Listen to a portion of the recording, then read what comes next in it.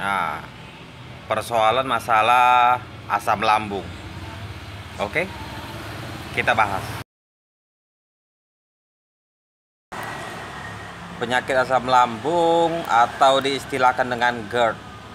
Apa itu GERD? Itu adalah sebuah penyakit yang mana asam lambung itu naik dan mengiritasi saluran pencernaan. Oh, seperti apa dia?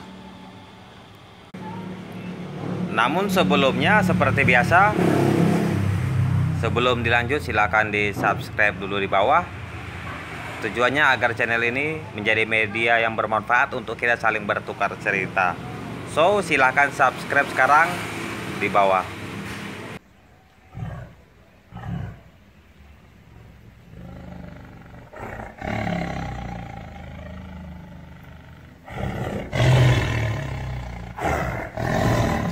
Silahkan di like, di subscribe, bunyikan lonceng bel, dan di share. Jadi ciri-cirinya seperti apa? Nah, ini dia sedikit ciri-ciri mengenai penyakit asam lambung atau yang disebut GERD. Ada macam ya gejalanya, seperti panas yang rasanya seperti terbakar di dada. Ya, ada juga mulut terasa asam. Yang ketiga itu rasa iritasi saat adanya makanan.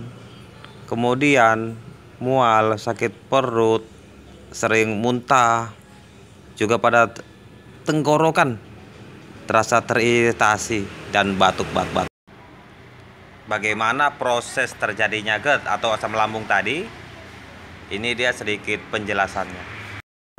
Seperti yang ada pada gambar yang sebelah kiri yang disebut dengan sehat atau healthy, yang mana diafragma atau otot-otot di perbatasan antara saluran pencernaan dengan lambung itu berfungsi normal. Dia menutup salurannya sehingga asam lambung tidak keluar.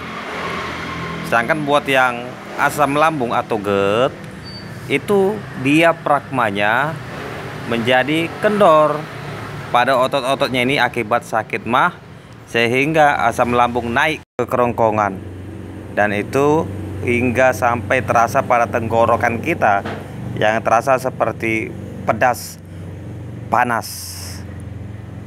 Itu adalah penyebab daripada asam lambung yang naik ke kerongkongan. Banyak makanan yang harus dihindari bagi penderita asam lambung. Itu seperti yang pedas-pedas, banyak berminyak, daging-daging, juga minuman bersoda, dan makanan-makanan lainnya. Nah, lalu solusinya apa? Nah, di sini berangkat dari pengalaman saya yang pernah saya mengalami. Itu rasanya sangat menderita sekali. Rasanya seperti mau mati saja. Dan berat badan itu sangat drastis menurun. Ya. Jadi di sini saya menceritakan berdasarkan apa yang pernah saya alami, karena saya juga terkena asam lambung.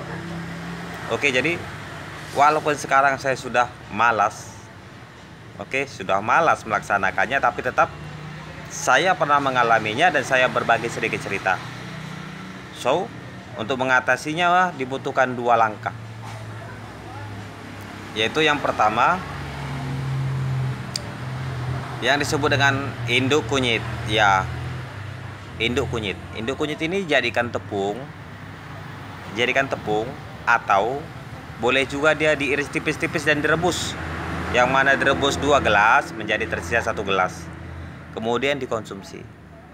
Atau kalau dia sudah berupa tepung, itu silakan diseduh seperti layaknya menyeduh kopi. Dan kunyit ini dikonsumsi 1 jam atau 30 menit sebelum makan. Jadi dia kondisi harus perut kosong 1 jam atau 30 menit sebelum makan. Jadi memang harus betul-betul perut kosong. Kemudian langkah keduanya adalah memakan buah pepaya yang matang. Nah, di sini tidak disebutkan harus pepaya jenis apa, tapi yang jelas adalah mengkonsumsi pepaya matang, buah pepaya itu 30 menit atau 1 jam setelah makan.